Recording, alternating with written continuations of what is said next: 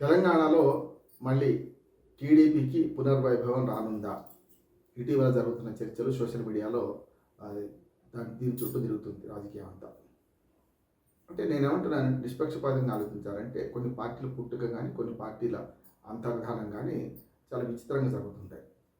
అన్ని పార్టీలు పుట్టిన ప్రతి పార్టీ సక్సెస్ కాదు, ప్రతి పార్టీ కూడా బాగా పూర్తిగా పోయిందని చెప్పలేము. అందుకనే కాంగ్రెస్ పార్టీ పుట్టి నిన్నటికి 28 డిసెంబర్కు 139 సంవత్సరాలకి 140 వాళ్ళు ప్రవేశించింది. అట్లాగే CPI communist party of India 99 సంవత్సరాలు నిన్నటికి డిసెంబర్ 26 నాటికి. అట్లా చూసుకుంటే వాళ్ళ కమ్యూనిస్ట్ పార్టీ ప్రాబల్యం తగ్గిందా తగ్గిందని చెప్తారు ఎవరైనా. ఒకనాడు భారతదేశంలో ప్రధాన ప్రతిపక్షం, మన ఆంధ్ర రాష్ట్రంలో, ఉమ్మడి మధ్యరాష్ట్ర రాష్ట్రంలో కూడా మన ప్రధాన ప్రతిపక్షం అట్లా ఉన్న పార్టీలు ఇవాళ అట్లయినాయి.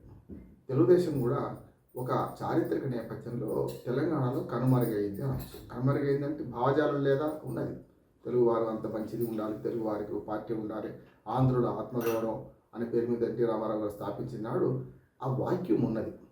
అంటే ఆనాడు ఓన్లీ కాంగ్రెస్ పార్టీలో ఉన్న రెండు వర్గాలు, ఎవరికి వాళ్ళు ఇండిపెండెంట్గా, ఎవరికి వాళ్ళు అంతర్గత ప్రజాస్వామ్యం ఎక్కువ కదా. కాంగ్రెస్ పార్టీలో రకరకాల భిన్న కోణాలు ఉండేవి. కానీ ఆ తర్వాత అప్పుడు ఎప్పుడైతే ఎన్టీ రామారావు గారు ఆంధ్రుల ఆత్మగౌరవం అని 82లో పార్టీ పెట్టగానే 9 నెలల్లో పెట్టినే రావడానికి ఆనాడున్న ఆ రాజకీయ నేపథ్యం, ఆనాడున్న పరిస్థితులు అంటున్నాడు అది ఎప్పుడు ఉండవు. తర్వాత ఆంధ్రప్రదేశ్ నుంచి విడిపోవాలని, తెలంగాణ అలా ప్రత్యేక రాష్ట్రం కావాలని 4-5 ఉద్యమాల తర్వాత అప్పుడు తెలంగాణ సాయుధ రైతాంగ పోరాటం నుంచి తెలంగాణ అస్తిత్వాన్ని కాపాడుకుంటూ, హైదరాబాద్ అస్తిత్వాన్ని కాపాడుకుంటూ వస్తున్న దానిలో ముల్కీ నిబంధనలు వచ్చినాయి. దానికి వ్యతిరేకంగా తర్వాత మనకు జై తెలంగాణ ఉద్యమం వచ్చింది, తర్వాత జయాంధ్ర ఉద్యమం వచ్చింది, మలిదేశ తెలంగాణ ఉద్యమం, తర్వాత టీఆర్ఎస్ పార్టీ పుట్టుక. ఇవన్నీ నేపథ్యం చూసుకుంటే తెలుగుదేశం పార్టీ ఆనాడు సమైక్యాంధ్ర అనలేదు. కానీ మొదటి నుంచి మెల్లమెల్లగా పోయి ఆడ మూలాలు ఎక్కడి నుంచి ఉన్నాయనే ఆలోచనతో వచ్చినప్పుడు అధినాయకత్వం ఎక్కడి నుంచి వచ్చింది అనే దాన్ని ఆలోచన వస్తుంది. అప్పుడు మెల్లగా తెలుగుదేశం కనుమరుగవుతూ 2014 వచ్చేకల్లా అప్పటికి తన అస్తిత్వాన్ని చాటుకున్నాయి. 2014 తెలంగాణ ఏర్పడిన తర్వాత కూడా, అంటే అంతకుముందు ఉమ్మడి రాష్ట్రంలో ఎన్నికలు జరిగినా అప్పటికి వచ్చిన రిజల్ట్స్ చూస్తే మీకు తెలుగుదేశానికి అట్లా బీజేపీ మిత్రపక్షంగా బీజేపీ కలిసి పోటీ చేసింది. 2014లో 15 సీట్లు తెలుగుదేశానికి, 5 సీట్లు బీజేపీకి వచ్చినాయి. అంటే బీజేపీకి వచ్చిన 5 సీట్లలో కూడా తెలుగుదేశం పాత్ర ఎక్కువ. ఎందుకంటే ఇవి రెండు తోడైతేనే వేణీలకు చన్నీళ్ళు అన్నట్టు అక్కడ బీజేపీ గెలిచింది 5 సీట్లలో రాష్ట్ర వ్యాప్తంగా. 21 సీట్లు ప్రధాన ప్రతిపక్షానికి కాంగ్రెస్కి వచ్చినాయి, 63 సీట్లు మాత్రమే టీఆర్ఎస్కి వచ్చినాయి, 7 సీట్లు ఎంఐఎంకు అప్పుడు ఇప్పుడు 7 గ్యారెంటీ, 1 సిపిఎం, 1 సిపిఐకి వచ్చింది. ఇంత భిన్నత్వంలో భిన్నత్వంగా వచ్చిన పార్టీ తెలంగాణలో అటువంటి పార్టీల పరిస్థితి ఉన్నది. కానీ ఎప్పుడైతే 2014 తర్వాత చంద్రబాబు నాయుడు గారు ఆంధ్రప్రదేశ్ ముఖ్యమంత్రిగా వెళ్ళారో అప్పుడు వైఎస్ జగన్మోహన్ రెడ్డి గారు కూడా పోటీ చేశారు. 2 సీట్లు వచ్చినాయి వారికి కూడా, అసెంబ్లీ సీట్లు, పార్లమెంట్ సీట్లు కూడా. కానీ ఏమైందంటే ఆనాడు జగన్మోహన్ రెడ్డి ఒక వైజ్మైన నిర్ణయం తీసుకున్నాడు. అంటే నేను ఆంధ్ర ప్రాంతానికి పరిమితం అవుతా, తెలంగాణలో పార్టీ అంతకంటే అవసరం లేదు అనుకున్నారు. మెల్లమెల్లగా తను విడ్రా అయినట్టు లెక్క. అంటే సరే, పార్టీ ఫిరాయింపులో భాగంగా తెలుగుదేశం వాళ్ళని కొంచెం చేర్చుకోవడం, పార్టీ మొత్తం సిఎల్పి విలీనం చేసుకోవడం, కాంగ్రెస్ పార్టీ నుంచి కూడా 21 మందిలో 11 మంది, ఇవన్నీ రాజకీయ నేపథ్యంలో మెల్లమెల్లగా టీఆర్ఎస్ వైపు మొగ్గి మొత్తం అంతా అధికారం ఎక్కడ ఉంటే అక్కడ కప్పలు కనుక అన్ని మనకు జంప్ అయినట్టు అట్లా అయ్యారు. అది అయిపోయింది. కానీ ఎవరైతే జగన్మోహన్ రెడ్డి గారు ఉన్నారో తన రాజకీయ వేదిక రాజకీయ మనకు ఏదైతే మనకు అవకాశాలు ఆంధ్రప్రదేశ్లో ఉన్నాయనుకొని ఆంధ్రప్రదేశ్కి వెళ్ళిపోయారు. ఆంధ్రప్రదేశ్లోనే పూర్తిగా చేద్దాం అనుకున్నారు. కానీ చంద్రబాబు నాయుడు గారు కానీ ఆ తర్వాత 5 ఏళ్లలో 2-3 ప్రయత్నాలు చేసింది. అంతేందుకు ఎప్పుడైతే 2018 ఎన్నికల్లో మహాకూటమి పేరు మీద కూడా కొంత ప్రయత్నం చేశారు. కాంగ్రెస్, తెలుగుదేశం అంటే భిన్న ధృవాలు కలిసినాయి ఆనాడు. ఏది టీఆర్ఎస్ వ్యతిరేకం. ఆనాడు బీఆర్ఎస్ కాలేదు 2018లో. ఇప్పుడైతే పడిన పార్టీ ఒకనాడు కాంగ్రెస్ వ్యతిరేకంగా, కాంగ్రెస్ వాళ్ళు కుక్కమూతి పిందెలు అని కాంగ్రెస్ వ్యతిరేకంగా పుట్టిన పార్టీ చంద్రబాబు నాయుడు గారి హయాంలో అవకాశవాదంతో మనకు కాంగ్రెస్తో కలిసి మహాకూటమి ఏర్పాటు చేసింది. కానీ దాన్ని తిప్పికొట్టింది ప్రజలు. కేవలం 19 సీట్లకే దాన్ని పరిమితం చేసి తెలుగుదేశానికి ఏమీ సీట్లు రాకుండా 2 సీట్లు అట్లా వచ్చినట్టు రాకుండా చేసింది. అంటే అట్లా చూసుకుంటే ఆనాడు తెలుగుదేశం పార్టీ పట్ల 2 కళ్ళ సిద్ధాంతం అనే దాంతో కొంత వ్యతిరేకత పెరిగింది. ఇది మొండికేసిన పార్టీలకు కూడా అవకాశం ఇచ్చింది. తెలంగాణ వద్దు అన్న దానికి వ్యతిరేకం మేము అన్న బాపతు నిర్భయమును ప్రజలు ఆదరించారు. సరే మతపరంగా చూసుకుంటే అట్లాగే సిపిఎం లాంటి దాన్ని కూడా ఆదరించారు ఆనాడు ఒక సీట్తోని.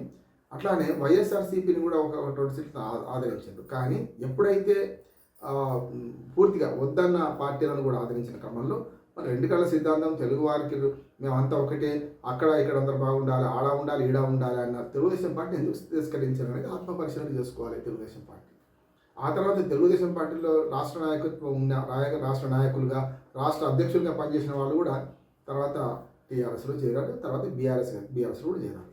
కానీ నేను కొట్టిపారేస్తున్నాను తెలుగుదేశం పార్టీ మళ్ళీ తెలంగాణలో వచ్చి వెళ్ళుకుంటుందా అంటే నేను కొట్టిపారేయడం లేదు. కానీ ఎప్పుడైతే అధికారం పోయిందో గత 5 ఏళ్ళుగా దూరంగా ఉన్న చంద్రబాబు నాయుడు గారు మళ్ళీ ఆంధ్రప్రదేశ్లో అధికారంలో వచ్చిన తర్వాత మళ్ళీ ఇక్కడ మళ్ళీ పార్టీని పునరుజ్జీవితం చేద్దాం, పునరుద్ధరిద్దాం అనే ప్రయత్నం గతంలో కూడా చేశాం.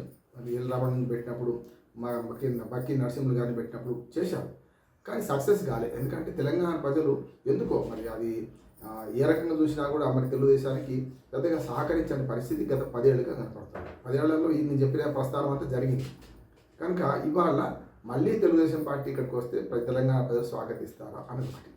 కానీ ఒక అవకాశం ఉంది. ఏముందంటే ఇవాళ బీఆర్ఎస్ అధికారం కోల్పోయింది కనుక కాంగ్రెస్కు సరైన శత్రువు సరైన విధంగా జవాబు చెప్పేది రేపు తెలుగుదేశం అని అనుకున్నప్పుడు ఇప్పుడు కప్పలతక్కడ రాజకీయాల్లో బీఆర్ఎస్లో ఉన్న చాలామంది నాయకులు కేసీఆర్కు కేటీఆర్కు లేకుంటే ఆ కుటుంబానికి వ్యతిరేకంగా ఉన్న వాళ్ళు మళ్ళీ గత పార్టీలు చేరదామని రావచ్చు. ఎందుకంటే ఇట్ సెల్ఫ్ కాంగ్రెస్లో మొదలైన ప్రస్థానం కేసీఆర్ గారిది తర్వాత ఎక్కడ మనకు తర్వాత తెలుగుదేశంతోనే ఉంది కదా, ఆయన పార్టీ పెట్టేదాకా తెలుగుదేశంతో అనుబంధం.